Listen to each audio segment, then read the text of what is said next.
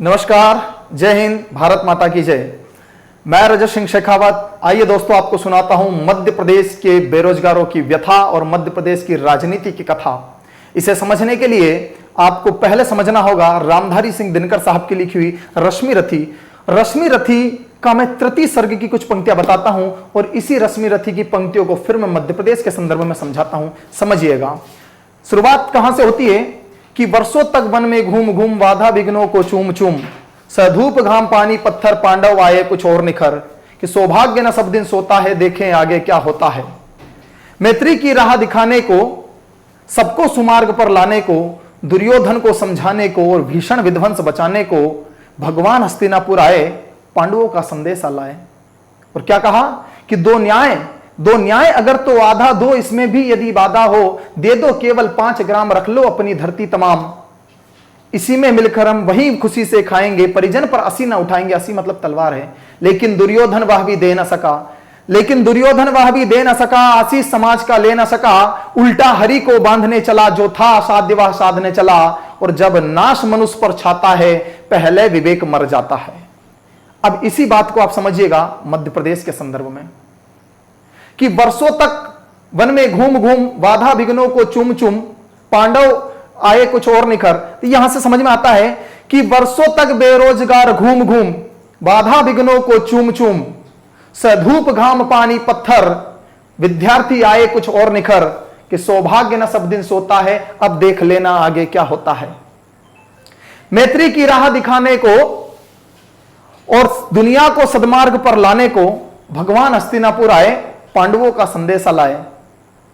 कि आप सभी के संदर्भ में, मध्य प्रदेश के संदर्भ में यह बात फिट बैठती है कि रोजगार की बात बताने को, तुम्हें सदमार्ग पर लाने को टीचर्स और स्टूडेंट्स भोपाल आए, बेरोजगारी का रोना लेकर आए। फिर क्या करती है सरकार?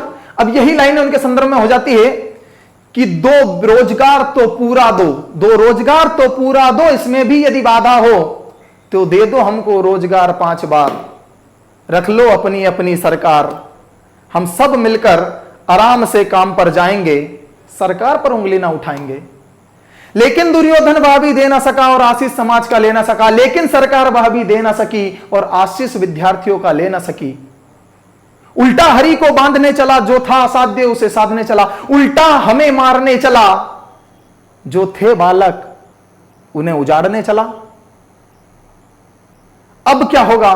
अब यही होगा कि अब भीषण रण होगा, अर्थात अब मध्य प्रदेश के संदर्भ में बात रोजगार की होगी।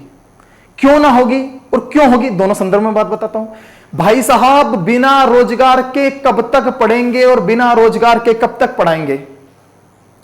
हमें सब पता है कि जब चुनाव आता है आप रोजगार की एक पॉलिसी सामने फेंक देते हैं। इससे पहले भी रोजगार की कई पत्ते आप बिखेर चुके हैं। लेकिन विद्यार्थी एक ऐसे वर्ग से आता है जहां किसी के माता पिता ये नहीं चाहते कि हमारे बेटे को एक भी लाठी पड़े। जहां विद्यार्थी आप लोगों से आग्रह करने आया, आपने उनकी आवाज दबाने के लिए लठ बरसाए।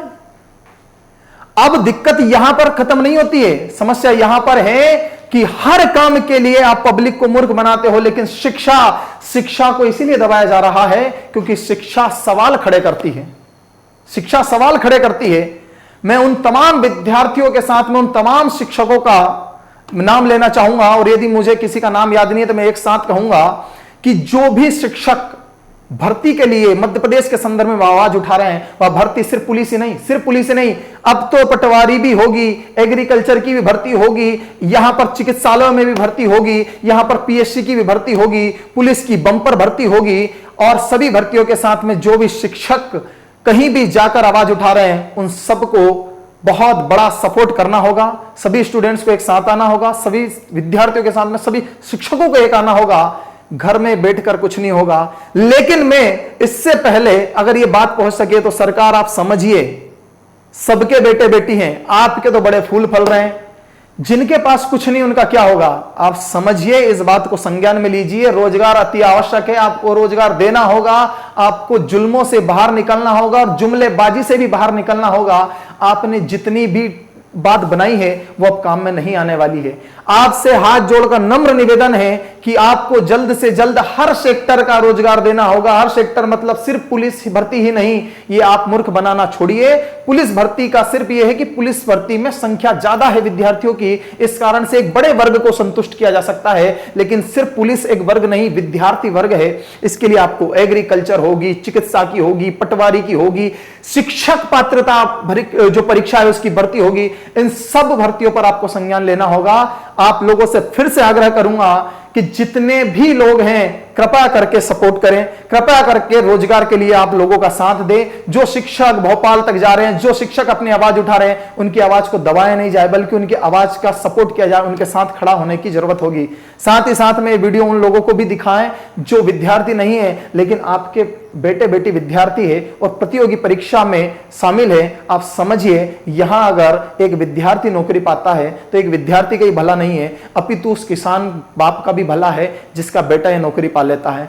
तो आप सभी से निवेदन है, मैं अपनी आवाज बुलंद करता हूं, मैं आप लोगों से सपोर्ट मांगता हूं। मैं जो भी सपोर्ट कर रहे हैं उन सबका सपोर्ट करता हूं।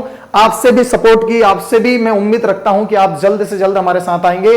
23 जून का जो ज्ञापन का विचार किया गया है उसमें भी आगे बढ़कर आप हिस्सा लीजिए। साथ ही साथ में तहसील स्तर पर, जिला स्तर पर अपने अपने ज्ञापन आप प्रस्तुत कीजिए और उसमें बिल्कुल निश्चिंत भाव से और बेझिझक होकर रोजगार की बात कीजिए। रोजगार चाहिए, रोजगार भरपूर चाहिए, रोजगार हर सेक्टर में चाहिए। अब बात रोजगार की होगी। सपोर्ट कीजिए। आप सभी का धन्यवाद। जय हिंद, जय भारत।